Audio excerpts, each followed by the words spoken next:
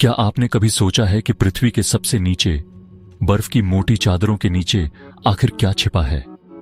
Antarctica एक ऐसा महाद्वीप जहां इंसान की मौजूदगी लगभग नामुमकिन है, जहां ठंड इतनी भयानक है कि पलक झपकते ही पानी बर्फ बन जाता है और हवा इतनी तेज कि पूरी बस्तियां उड़ा दे।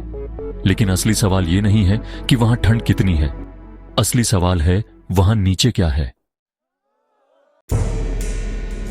क्यों दुनिया के सबसे शक्तिशाली देश, जिनके बीच कभी कुछ भी साझा नहीं होता, वो सब एकमत होकर अंटार्कटिका की रक्षा करने का समझौता कर लेते हैं? क्यों नासा, CIA और बड़ी बड़ी स्पेस एजेंसियां भी उस जगह की तस्वीरें जनता से छिपाती हैं? क्या वहां कुछ ऐसा है जो इंसानों की समझ से परे है? 1950 के दशक में जब पहली बार वैज्ञानिकों ने रडार तकनीक से अंटार्कटिका की बर्फ के नीचे झांकने की कोशिश की, तो जो तस्वीरें सामने आईं, उसने सबको हिला दिया। रडार ने वहां जटिल संरचनाओं के संकेत दिए, सीधी रेखाओं में फैले निर्माण, विशाल सुरंगें और गोलाकार गुफाएं। ऐसा लग रहा था मानो वहां कोई प्राचीन शहर दफन हो।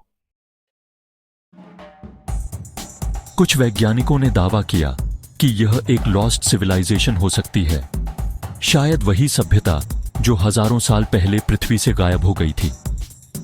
क्या यह वही सभ्यता थी जिसे हम अटलांटिस के नाम से जानते हैं? 1947 में अमेरिका के एडमिरल रिचर्ड बर्ड ने ऑपरेशन हाई जंप नाम से एक बड़ा अभियान शुरू किया। उनके साथ हजारों सैनिक, जहाज, विमान और वैज्ञानिक थे।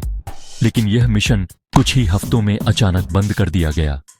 वापस लौटने पर एडमिरल बर्ड ने जो कहा, उसने पूरी दुनिया को चौंका दिया।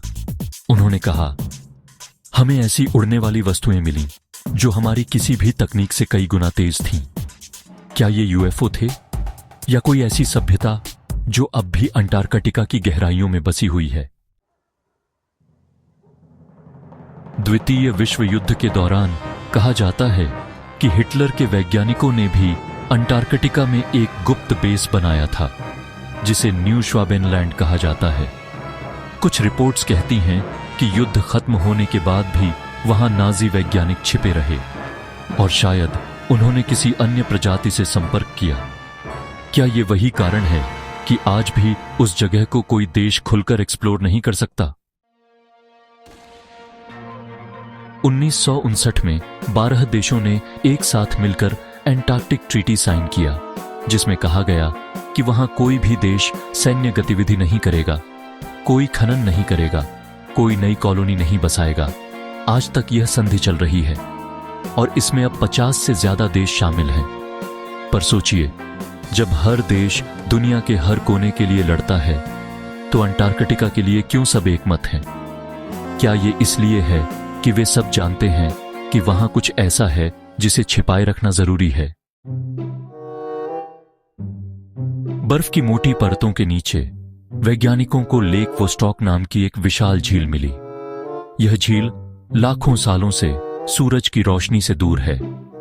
वहां का तापमान -80 डिग्री सेल्सियस से भी नीचे है।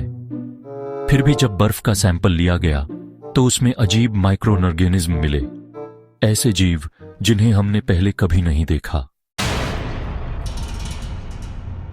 कुछ का मानना है कि ये पृथ्वी के सबसे पुराने जीव हो सकते हैं, या शायद किसी एक्स्ट्रा टेरेस्ट्रियल लाइफ यानी एलियन जीवन के नमूने।